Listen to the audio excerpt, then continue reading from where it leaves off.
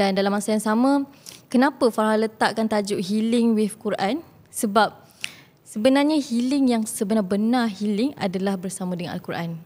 Kan, memang kadang-kadang orang kata jumlah healing pergi bercuti ke mana, ke sana, ke sini. Tapi kita bercuti jauh mana sekalipun, tapi kalau hati kita tetap kucak kaca dan kita tak tenang pun tetap tak tenang juga. Jadi apa ketenangan yang sebenar adalah dengan Al-Quran.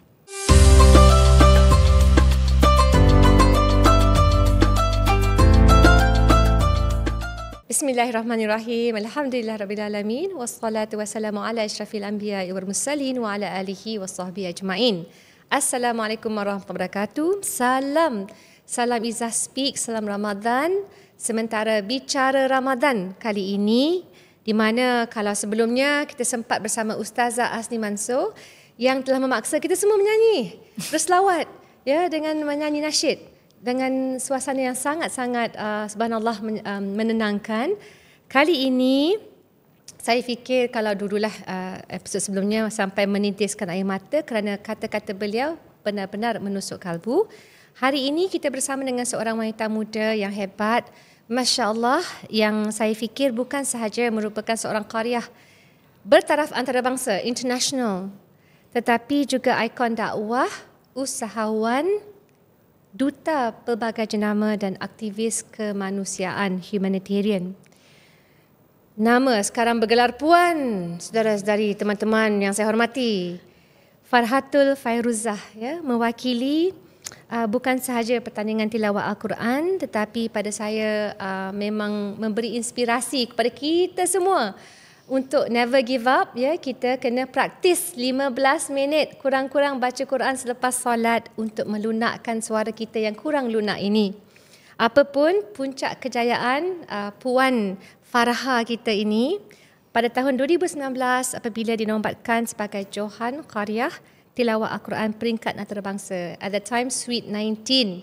Saya berasa sangat bersyukur kehadrat Ilahi kerana diberikan kemenangan yang sangat besar atas segala usaha dan semua doa yang diberikan kepada daripada ibu, ayah, arwah ayah, kawan-kawan, guru-guru dan semua pihak. Subhanallah. Jadi tanpa membuang masa, saya fikir seseorang yang telah juga mengukuhkan nama sebagai ikon dakwah muda, tokoh belia negara, ikon kemanusiaan, ahli mahkota Selangor, AMS, dan juga memang yang my personal favourite, beliau aktif dalam misi kemanusiaan ke Syria, Palestin dan juga Yaman. Maka seorang yang bergelar graduan Ijazah Sarjana Muda Al-Quran dan Sunnah UKM, disebut sebagai usahawan yang menerajui, saya sebut sini Vakasia Tours and Travel. Oh, insya-Allah. Betul. Kita buat homework. Jadi pada hari ini kita nak mengenali Puan Farha dengan nama manja kalau if I may. Farha je. Dengan lebih dekat, bagaimana Farha melihat permulaan Farha. Lebih-lebih lagi dengan ibu dan arwah ayah yang kedua-duanya merupakan qariah dan qari yang sangat terkenal, membentuk kepada siapa diri Farha pada hari ini. Masya Allah. Itu dia. Kita sebenarnya rasa pelik sebenarnya bila panggil Puan tu. Oh ya ke? Sebab kita baru-baru lagi. 2 months, 2 bulan. Jadi doakanlah yang terbaik, insya-Allah. Insya kita pun sama-sama doakan untuk Ibu Izzah juga. Okey. Jadi macam mana permulaan dan orang kata kehidupan Farha lah, macam mana boleh sampai ke tahap sekarang ni kan. Jadi sebenarnya ini semua adalah rezeki lah daripada Allah Subhanahu Wa Taala. Semua kejayaan-kejayaan yang memang tak disangka-sangka, yang disebutkan tadi tu, itu adalah kejayaan yang memang orang kata tak disangka-sangka, dan itu adalah rezeki yang Allah berikan kepada hamba-Nya. Dan Farha yakin itu semua adalah doa daripada ibu ayah Farha, ibu dan arwah ayah. Sebab dulu nak kata masa arwah ayah ada, kan, dia ada sebutlah yang mana dia kata teringin lah nak anak masuk pertandingan tilawah antarabangsa. Dia kata Masa tu kami semua adik-adik ada dekat depan TV tu. Masa tu tengoklah pertandingan tu sama-sama. So kita pun insyaAllah semua kita pun tak terfikirlah yang dia pun akan pergi kan, meninggalkan kita kan. Jadi beberapa tahun selepas itu, 2017 dia meninggal, 2019 saya mendapat Johan Tilawah peringkat antarabangsa tersebut. Jadi sebagai anak kita tak sempat nak tunjukkan kan kejayaan tu kepada arwah ayah, tapi Farha yakin disebabkan kata-kata dia, disebabkan doa dia, alhamdulillah Farha orang kata rezeki dapat Johan Tilawah peringkat antarabangsa lah. Jadi nak kata apa yang ibu ayah kita sebut, apa yang ibu ayah kita buat pada hari ini, jangan risau, dia akan memberi impak yang besar kepada anak-anak pada masa akan datang. Sebab apa yang Farha lakukanlah pada masa kecil dulu. Contohlah, kalau nak pergi sekolah pun ibu dan ayah memang suruh baca Al-Quran dulu. Kita macam budak-budak masa kecil-kecil dulu macam apa nak baca Quran, malah lah, penat lah kan, rasa macam nak nangis je tiap pagi asyik baca Quran je. Tapi yelah baca pun sikit je, dia kata macam tak sampai satu surat pun dah okey dah. Lepas tu bolehlah pergi sekolah, pergi kan. Kita tapi pun praktis tu kan. Praktis tu. Jadi rupanya apa yang disuruh tu jadilah hari ini kan. Kita dapat baca Quran dengan baik kan. Dapat baca Al-Quran dengan fasih. Jadi apa yang ibu ayah suruh tu kita buat je. Kita buat je apa yang mereka suruh tu. Kemudian Farah ingat lagi kalau dekat dalam kereta memang dibawa flashcard tu. Pergi mana-mana mak dia dekat beg dia tu memang ada segala benda kan. Poket Doraemon lah, segala benda kan. Apa ni flashcard Jawi tu, dia kata ni huruf apa, ini huruf apa. Nak kata dia ajar anak-anak tu dengan cara yang tidak formal tetapi memberi impak yang besar lah. Diserap. Diserap. Especially cara informal. Sebab memang sebenarnya bagi Farha pun kalau kita belajar Al-Quran, kita tak boleh macam duduk baca. Sebab budak-budak zaman sekarang memang susah kan. Dia kan ke mana, ke sana, ke sini, berlari sana sini kan. Jadi kat mana-mana pun kita ajar je. Kita bagi dia pendedahan, ajar. Lepas tu bawa dia ke program-program Al-Quran. Macam dulu memang umur 5 tahun, umur 7 tahun, memang mak ayah bawa Farha pergi program-program Al-Quran. Pergi ceramah, pergi ke kursus Al-Quran. Sebab alhamdulillah kakak dan abang Farha semua qori-qori'ah juga. Jadi kita yang bongsu ni memang mengikut je lah ke mana-mana. Jadi dia bawa ke sana ke sini dengan Al-Quran. Walaupun kita main-main, kita tak berapa dengar sangat, sebenarnya budak-budak ni dia akan ikut. Betul. Dengan pendengaran dia tu, dia akan follow lah slow-slow. Dan minat tu akan datang sendiri. Saya memang itulah kadang-kadang kita ingat kalau lihat dari jauh kan, secara automatik bakat tu memang terpendam secara semula jadi. Tapi sebenarnya bila dengar kegigihan ibu arwah ayah untuk menjadikan, untuk memastikan kita bina dan kita bentuk anak-anak. Kadang-kadang kena garang jugalah kan. Betul. Kalau nak kata garang tu, arwah ayah saya memang garang dulu. Rotan tu, tapi dia rotan abang je lah. Dia tak start saya kot, anak bongsu dia dah macam slow sikit. Dia chill tak sikit. Garang dah. Tapi abang-abang kakak-kakak semua, adik-adik semua tak acil dia tak kena rotan, tak kena marah. Sama lah. Saya nak sulung, so saya dah jadi bahan eksperimen. Jadi harap bersabarlah. InsyaAllah. Saya memang kalau yang ada rotan ni, masa saya belajar Mukadam dan Al-Quran, Mak Ndak lah. Mak Ndak ni mengajar kami Ustazah di Section 14. Kalau Mak Ndak mendengar atau keluarga Mak Ndak, Assalamualaikum. Masih ada lagi. Saya rasa saya dah lama saya tak berhubung, tapi kiranya tak nak kita pun memahami, bukanlah rotan tu nak diguna pakai kan, tidak. Macam lebih zaman sekarang kena hati-hati cakap. Tapi sekarang kan lain cerita. Lain. Tapi lebih kepada peringatan untuk kita mengambil serius cara pembacaan dan sebagainya. Betul. Jadi nak kata segala apa yang Farha capai pada hari ini adalah kerana ibu ayah Farha yang hebat, bukan Farha yang hebat. Ya, Itulah. Alhamdulillah. Alhamdulillah. Memang dalam perbualan dengan Ustazah Asni pun sebab begitu. Kadang-kala kita jangan ambil mudah. Kerana itu kan bila dapat anak-anak, dapat bersama juga dengan teman hidup, sentiasa mahu diselubungi dengan mawadah dan rahmah. Betul, Masya Allah. Jadi mungkin Farha dapat cerita juga dari segi bagaimana Farha menggunakan ruang atau peluang dalam media sosial. Kerana kadang-kadang bila kita remaja, saya pun sendiri rasa tertekan. Kan kita ada, kalau saya pernah sebut sebelum ini kan, ada dokumentari.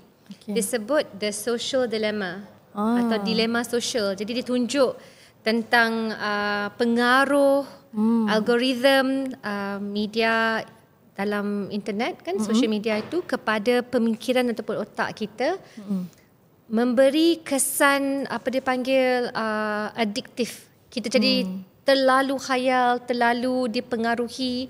Dan kerana itulah kita kena berhati-hati dengan bahan yang kita pamerkan. Dan Masya Allah, pada saya Farha banyak memberi inspirasi kepada semua di luar sana. Kerana pengguna media sosial, bila kita ada pengaruh, kita guna pakai untuk misi kan, untuk makna, secara tidak langsung berdakwah juga. Betul. Jadi macam mana Farha daripada peringkat awal tu kan terdorong untuk ke media sosial, berkongsi rahsia ataupun pengalaman dan sebagainya. Masya-Allah. Okey. Memang sebenarnya tak lari lah zaman sekarang, zaman media sosial.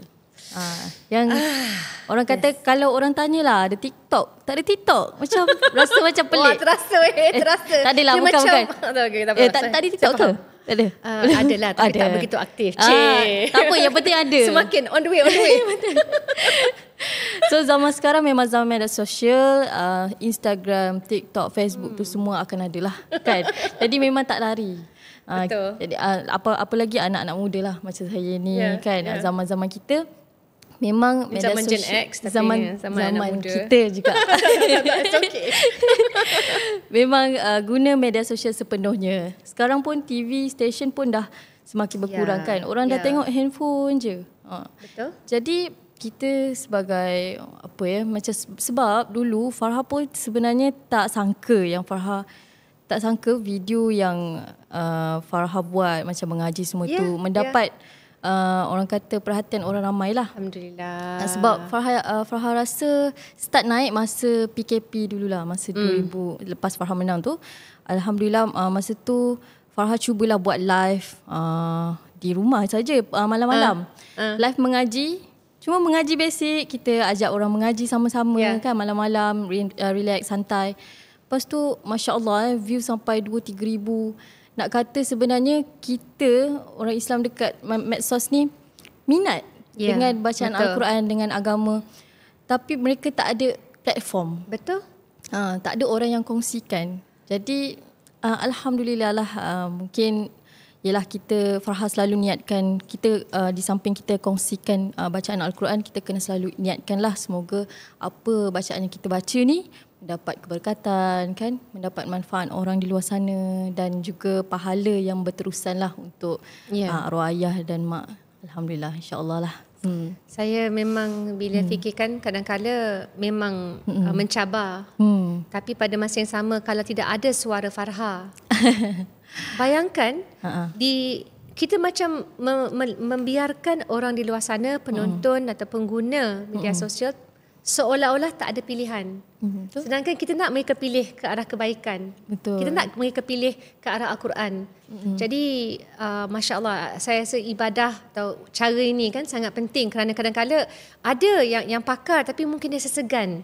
Dia tak nak berkongsi. Jadi susah nak ada apa macam imam-imam atau para syekh yang lebih berumur. Susah mereka nak ada hubung kait, berani untuk atau jalan dengan anak muda. Betul. Jadi moga-moga sentiasa diberkati dan dilindungi. Betul. Ya, kerana kadang-kadang kita pun tak naklah ada orang iri hati ataupun mereka yang mahu asyik memfikirkan secara negatif. Sedangkan kita nak raikan. Dan kita tahu segalanya datang daripada Allah Subhanahu Wa Taala. Kekuatan, minat, kepakaran, bakat. Betul. InsyaAllah moga kita semua dilindungilah kan. Biasalah penyakit-penyakit yang kita selalu dengar, penyakit ain dan sebagainya kan. Itu memang kita tak dapat elak lah. Walaupun tutup macam mana pun, kalau orang nak buat je kan.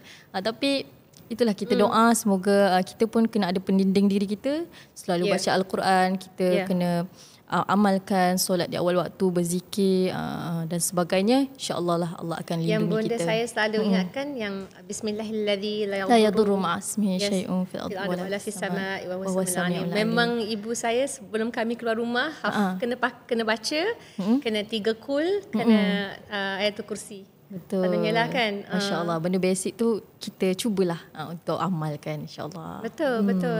Dan juga doa pendinding Rasulullah sallallahu alaihi wasallam kepada cucu. Mu'iduka bi kalimatillah tammah min kulli syaitani wa hammatin. Betul kan tau? Betul. Farah kena betulkan. Masya-Allah. Kita dengar pun masya-Allah tajwid semua. Alhamdulillah. Mantap. Dikdap juga. Alhamdulillah. Macam Farah berberikan, saya nak kalau saya boleh kongsikan feeling dalam studio tak seberapa ni. Saya rasa macam sangat selesa. Dan tak mudah, because kadang-kadang kita pun tahu kan, kadang-kadang macam alamak salah baca, kita pun hilang semangat, kita pun macam rasa malu. Kerana kita kalau boleh nak mencuba, nak practice, nak lebih baik daripada sebelumnya. So thank you Farha for that. There's a special gift juga kita bagi orang lagi mudah untuk teruskan. Betul-betul. Boleh nanti kita buka kelas sama-sama. She's so cute. Kalau boleh saya nak tanya, kerana kalau kita lihat kan hadis riwayat Bukhari Muslim, tidaklah seorang Muslim menanam satu pohon atau menabur benih lalu dimakan oleh burung, manusia atau binatang, melainkan ia adalah sedekah baginya. Nak tanya kepada Farha dari segi Farha buat misi kemanusiaan dan semua ini memang sesuatu yang sangat-sangat penting. Lebih-lebih lagi dalam dunia yang sangat mencabar. Saya terus terang daripada kecil sampailah sekarang taklah dapat saya bayangkan seorang Presiden Amerika Syarikat yang memang bukan saja narsisistik tapi mungkin tidak langsung menghormatilah tata susila. Dan atas dasar itu boleh ceritakan sedikit tentang misi kemanusiaan yang Farha libatkan diri. Okey, Masya Allah. Tentang misi kemanusiaan itu pun Alhamdulillah bersyukur sebab dulu memang Farha memang ada orang kata keinginan lah untuk pergi ke sana sendiri. Dan beberapa bulan yang lepas ke bila Farha pergi sendiri ke Syria melihat keadaan kat sana. Jadi bila kita tengok kat sana kan Masya Allah, kita tengok sendiri macam mana keadaan kemahnya, macam mana keadaan, sebab kat sana ramai kanak-kanak. Jadi bila momen yang tak dapat lupa bila kita sampai je daripada jauh ni, kan kita pun tak adalah nak tengok sangat kan, tapi orang kanak-kanak Syria tu dia dah nampak dari jauh, dia dah bersorak-sorak dah. Terlalu orang kata welcoming kita kan, welcome kita datang ke sana. Jadi siap dibagi lagi teh dan sebagainya. Kita ni hanyalah membantu secara memang sikit je lah kita bantukan, kita bagi roti, kita bagi baju untuk mereka. Tapi diorang punya excited tu terlalu tinggi lah. Dan mengajarkan erti syukur yang mana sekecil-kecil benda pun kita dapat rasa Masya Allah. Benda macam ni pun diorang terlalu happy, apatah lagi kalau benda-benda yang lain. Semasa saya menjadi ahli parlimen di Lembah Pantai, kami dan beberapa teman-teman ada warga Syria daripada Angkatan Belia Islam Malaysia, kami menyambut dan mengadakan sebuah exhibition, File Kaiser, The Kaiser Files, yang dikeluarkan oleh beberapa bekas mereka yang bertugas di bawah rejim Assad, dan mereka mengeluarkan gambar-gambar penyiksaan. Masya Allah. Dan antara manusia ataupun Masya Allah, hamba Allah yang memang saya rasa mengubah persepsi kami semua, Allahyarham Mazin Al-Hamada. Masya Allah. So beliau seorang aktivis, beliau warga Syria, ditangkap semasa sedang menyeludup susu untuk warga Syria kan ketika itu, dan disiksa, sempat melarikan diri ke Netherlands, dan ketika itu lawatan di Malaysia. Dan saya sedih sangat kerana kami fikirkan beliau selamat di Netherlands. Beliau pergi bagi pembuktian kepada The Hague dan sebagainya. Tapi ternyata kerana beliau mahu menziarahi ibunya yang tengah sakit di Syria dan dijanjikan akan ketemu ibu, beliau pulang, dan semasa kan jatuhnya rejim Assad, beliau mayat jenazah beliau diketemui lah oleh mereka yang membebaskan semua anak-anak, wanita-wanita. Jadi yalah, pada saya tak sangka kan bahawa apa yang kita buat ketika itu tahun 2017 tak silap saya. 2017. Ya, tapi memang ternyata ada kesan lah. Dan pada saya kita buat macam Farha cakap, kita buat kecil je kan. Kita mungkin sambut dia, dengar kisah dia, Astro Awani bagi liputan. Tapi ternyata bila kita lihat underground dungeons kan, memang sesuatu yang sangat mengejutkan. Jadi saya harap ramai-ramai di luar sana terus-menerus mendukung dan mengikuti apakah projek dan usaha Farha seterusnya, insya-Allah. Betul, insya-Allah. Jadi mungkin kita tak dapat ke sana kan, kita kat Malaysia ni kita nak terbang ke sana pun banyak orang kata cabaran dan yang perlu dilalui lah untuk lepas ke sana. Apa yang kita boleh buat adalah doa lah. Doa yang penting. Doa tu senjata umat Islam. Jadi mungkin kita tak boleh dapat bagi sumbangan kepada mereka pun, kita berikan doa pun dah cukup dah. Benar. Dan makna yang besar lah. Bahawa saya sekarang ni penasihat mahar. So Malaysian Aid and Relief, dan mereka telah membantu penempatan migran Syria sementara. Ramai dah pulang lah, tapi pada awal 2016 tu 3,000 orang di Malaysia. Masya Allah. Sekarang memang dah ramai bekerja, dah pergi ke negara ketiga, ke Kanada dan sebagainya. Alhamdulillah. Masya Allah. Ya, kita lepas ni nak beralih pula lah, nak tanya kerana ada sesuatu yang dikongsi oleh Farha dengan arwah Tok Wan saya. Oh, iya ke? Penyanyi dan juga aktris terkenal Kulthum. Ya, daripada Mesir, yang saya dengar-dengar lah ada burung kecil, burung merpati kecil ditebak kan, menceritakan bahawa Farha memang minat juga. Betul. Kulthum. Mungkin boleh ceritakan macam mana boleh kenal semua penyanyi-penyanyi yang kiranya klasik Arab ni, walaupun dia muda-mudi gitu. Okey. Sebenarnya apa yang saya belajar ilmu Taranum ni, iaitu lagu dalam Al-Quran itu, dia ada orang kata kaitan sikit dengan lagu-lagu Arab ni. Jadi macam mana kadang-kadang kita ni minat dengan alunan-alunan kan. Bila kita tak dapat baca Al-Quran contohnya, kita praktis suara kita dengan lagu-lagu Arab. Kena bagi sampel sikit lah ni. Alamak. Because kita nothing quite like listening to the real thing. Jadi nantikan kita akan mendengar sesuatu yang agak istimewa. Over to you, Farha. Menyeramkan. Menyeramkan sikit. Okay, kita nyanyilah sikit lagu Kulthum yang di request oleh YB Izzah kita. Okay. برضاك يا خالقي لا رغبتي ورضاي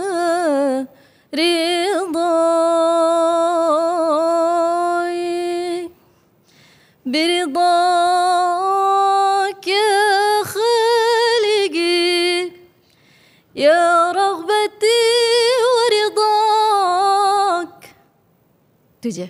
Tak ingat dah. Oh my God, Masya Allah. Sekian, terima kasih daripada saya. Kalau lah arwah Tok Wan saya dengar tu, pasal dia kecewa sangat. Cucu-cucu seorang pun tak, tak nak belajar. So maksudnya apa? Saya kena belajar juga lepas ni. Walaupun suara sumbang, but the effort is there. Kita tak dengar lagi. Dia dah cakap sumbang dah. Tak boleh ni. Very beautiful lah. Memang dia, I guess dia bantu dalam pembacaan. Sebab dalam lagu-lagu Arab ni, dia ada macam apa orang kata, dari segi nahwu, dia punya percakapan Arab tu yang kita nak tiru tu. Dan dia jadi macam native speaker. Macam kalau Inggeris, dia punya cara macam mana fluence dia kan, macam mana cara dia bercakap Inggeris tu, kita aplikasikan dalam bacaan Al-Quran. Macam itulah. Masya Allah. Memang dikatakan juga, bila itu yang setiap kali daripada awal Farha baca lepas solat tu.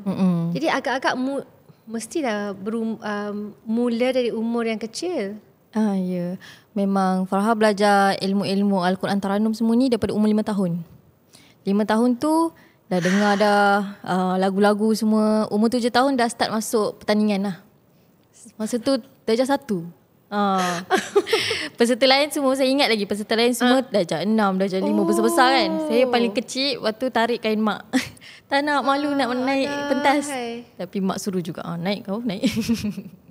Jadi itulah pengalaman yang tak dapat Rasa dilupakan. gemuruh tak masa tu? Budak-budak rasa masa tu rasa malu lah sikit kan. Tapi budak-budak kan, masa tu pula mak cakap, kalau masuk pertandingan dapat hadiah. Kita pun masuk je lah kan. Mak pandai insentif. Tak menang ke apa, tu tak kisahlah. Menang ke apa tak kisah. Yang penting aku masuk dapat hadiah, tu je. Alhamdulillah. Tapi lama-lama kita pun sedar. Sesuai dengan umur ketika itu. Ya, betul. Tapi bakat dan juga saya rasa usaha keras tak, usaha gigih kan. Dia tak datang macam tak payah buat apa-apa terus jadi. Dia memang ada amalan. Ya, dia daripada bawah dan insya-Allah lah dia akan menjadi kebiasaan. Daripada awal mungkin Farha boleh juga jelaskan dari segi lesson-lesson, semua tip-tip awal bermula dengan 7 tahun dah masuk pertandingan. Adakah terbuat dalam buku terkini? Kan buku Healing with Quran. Ya. Mungkin boleh kongsi dengan semualah. Kerana macam kita nampak dari segi bagaimana kita dapat menangani mental stress kan, amarah kita ke, gemuruh kita ke. Okey, tentang buku Healing with Quran, ada juga sharing pasal Healing with Quran ni sebab alhamdulillah masa 2020 ke kita keluarkan buku tu. Memang Farha terbitkan buku tu sebab apa? Sebab Farha nak ceritakan lah macam mana kisah hidup Farha sampai ke tahap sekarang ni. Sebab ramai yang bertanya kan, jadi kita buat terus buku. Dan insya-Allah lah kan, moga-moga mendapat manfaat sedikit sebanyak pada pembaca. Dan dalam masa yang sama, kenapa Farha letakkan tajuk Healing with Quran? Sebab sebenarnya healing yang sebenar-benar healing adalah bersama dengan Al-Quran. Kan memang kadang-kadang orang kata jumlah healing pergi bercuti ke mana, ke sana ke sini, tapi kita bercuti jauh mana sekalipun, tapi kalau hati kita tetap kucak-kacir dan kita tak tenang pun tetap tak tenang juga. Jadi apa ketenangan yang sebenar adalah dengan Al-Quran. Jadi itulah kenapa Farha letak Healing with Quran. Dan Farha kongsikan jugalah doa-doa dalam tu. Ada banyak doa, kisah-kisah Farha daripada kecil sampai besar, cabaran-cabaran. Dan tips-tips pun ada dalam tu. Jadi bolehlah dapatkan nanti Ya, kerana memang pada saya yang paling penting, dia bukan soal bercakap tu atau dalam penulisan. Dia lahir daripada pengalaman. Dia lahir daripada semua yang realistik. Kan lebih-lebih lagi bila lihat keluarga, Masya Allah. Mungkin ramai tak tahu dalam keluarga Farha, ibu, arwah ayah, kiranya satu family lah kan. Kalau dikata dalam istilah moden disebut Von Trapp family. Tapi ini bukan Von Trapp. Ini bukan soal sound of music. Ini adalah the sound of the healing, the beautiful, the miraculous Quran. Jadi mungkin boleh kongsikan sedikit bagi mereka yang tak tahu, yang memang dia on the way beli buku ni. Sebelum beli buku dia bagi teaser dulu. Apa tu, nak tahu tentang berapa dalam keluarga. Macam ibu ayah kita tahu kan memang belajar Quran. Mungkin ada yang tak tahu bahawa Farha dan juga adik-beradik juga sebahagian daripada bukan trend pun, Qori. Okey. Jadi alhamdulillah itu semua pun adalah rezeki juga. Kelima-lima adik-beradik, saya anak yang kelima, iaitu anak baby bongsu. Girl. Baby girl. Jadi kita ada 5 adik-beradik, seorang abang, yang tu yang kedua lah. Dan yang lain semua perempuan. Jadi semua alhamdulillah dapat baca Al-Quran dengan baik dan baca secara bertarannum lah. Jadi kalau nak tanya tu memang alhamdulillah semua dah ada basic dan dah pernah masuk pertandingan-pertandingan tilawah. Dan masa 2019 saya sendiri yang berlawan dengan kakak sendiri di peringkat kebangsaan. Bayangkan. Masya Allah. Masya Allah. Memang tak ramai kot, mungkin ini antara beberapa family yang unik yang telah melalui pengalaman sebegitu. Ya, betul. Dan itulah itu semua disebabkan ibu ayah yang membesarkan kami.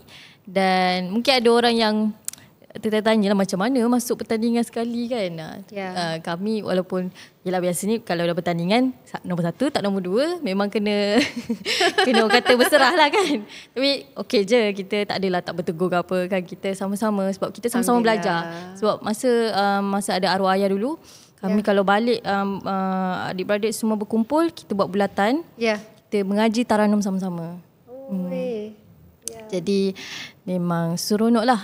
Itu menjadi satu kenangan dan inilah satu benda yang best untuk kita amalkan dekat family kita. Dia boleh juga menjadi satu bahan cara mengikat hubungan kekeluargaan, keakraban. Betul-betul. Sebab kadang-kadang pun kalau balik tu nak orang kata nak healing stress kan, kita berteranum. Macam tu. That's very Sebab nice. kita tak ada geng kan. Kadang-kadang kita kerja kat luar, kita tak ada teman untuk kita sama-sama minat kita yang sama.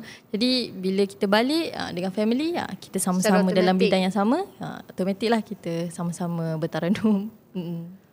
Dan kita ni sebelum melangkah masuk ataupun di bulan Ramadan ni, mungkin saya nak tanyalah, memandangkan Farha family bertaranum itu antara cara untuk self atau healing lah.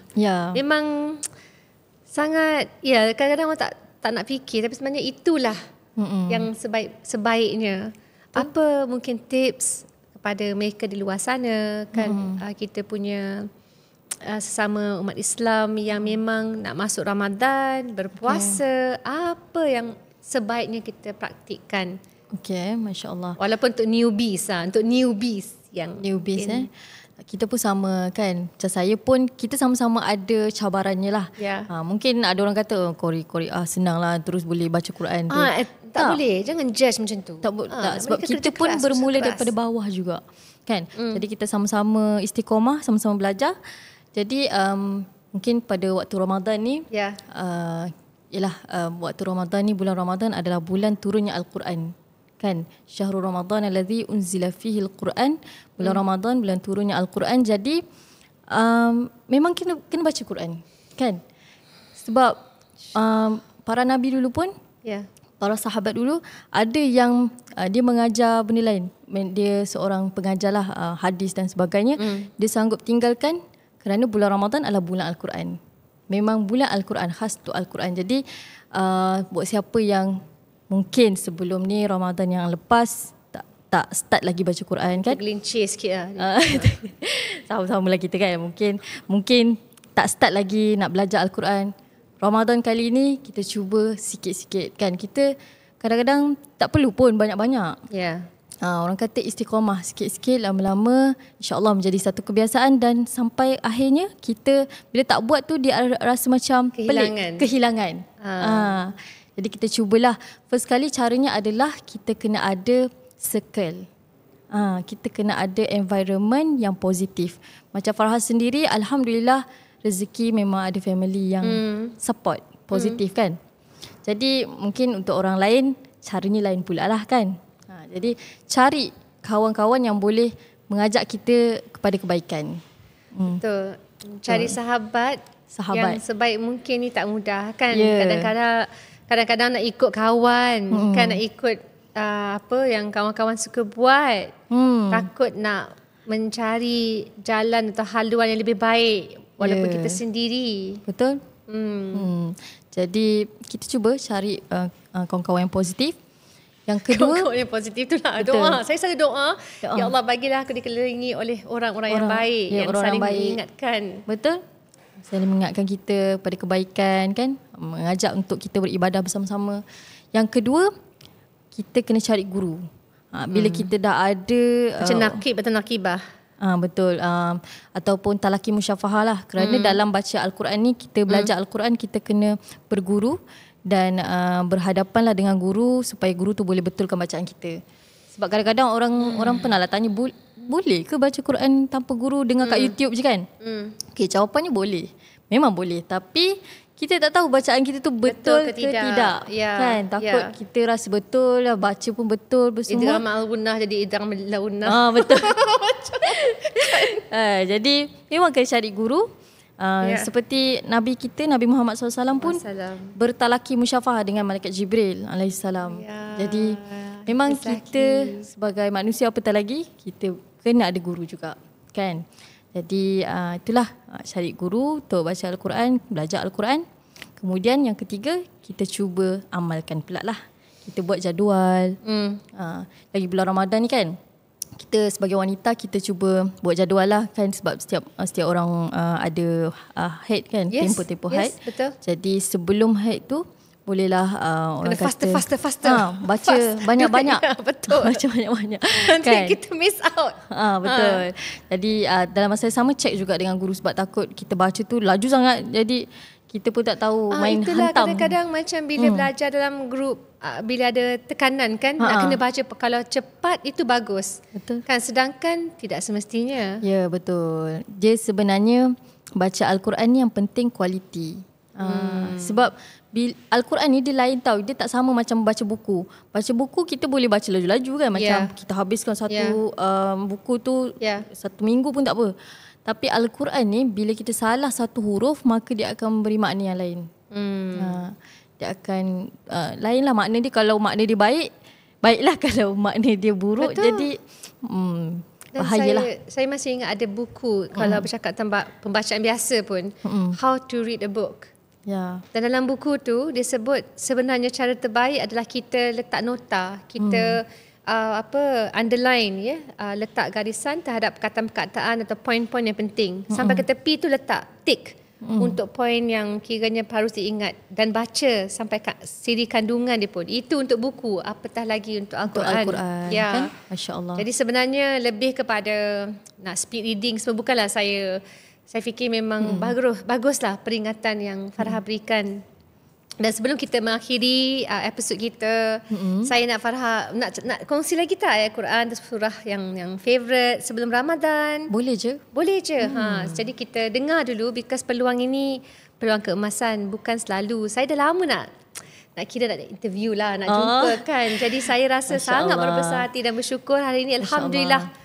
Saya pun sangat berbesar hati dapat orang kata panggilan daripada YB Izzah kita. Masya Allah, saya pun kagum dengan keberanian dan kepimpinan yang ada dalam diri kita punya YB kita. Masya Allah. Saya memang terinspirasi. Maksudnya peringatan hari ini, bila tengok hasil didik apa yang arwah ayah buat, ibu, dia bukan datang bergolek lah kan. Betul? Macam datang daripada sampai kita buat flashcards. Sebenarnya buat flashcards ni, kita nak ingatkan tentang huruf-huruf abjad A, B, C, D. Tapi dengar tentang Jawi, sudah tentu kita, mak-mak, ayah-ayah, kakak, semua boleh lebih buat banyak lagi lah, insyaAllah. Betul, insyaAllah sama-samalah kita dapat memberi manfaat. Mungkin ibu ayah kita sekarang ni dah lebih tua kan daripada tua, kita pun tak tahu mereka bila akan pergi. Jadi kita sebagai anak-anak,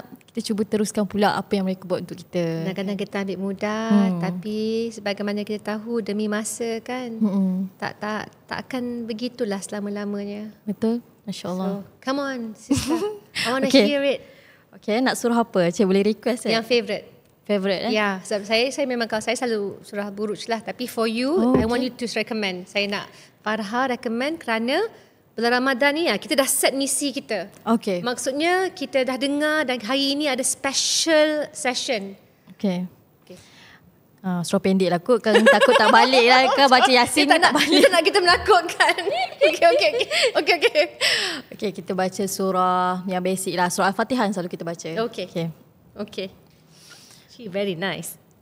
أعوذ بالله من الشيطان الرجيم بسم الله الرحمن الرحيم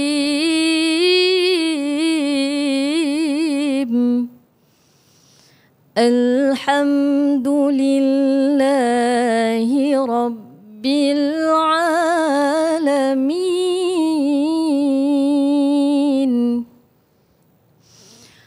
الرحمن الرحيم مالك يوم الدين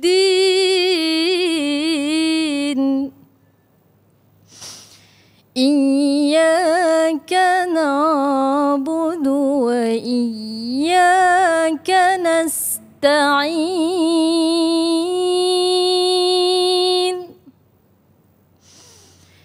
اهدنا الصراط المستقيم صراط الذين أنعمت عليهم غير المغضوب عليهم ولا الضالين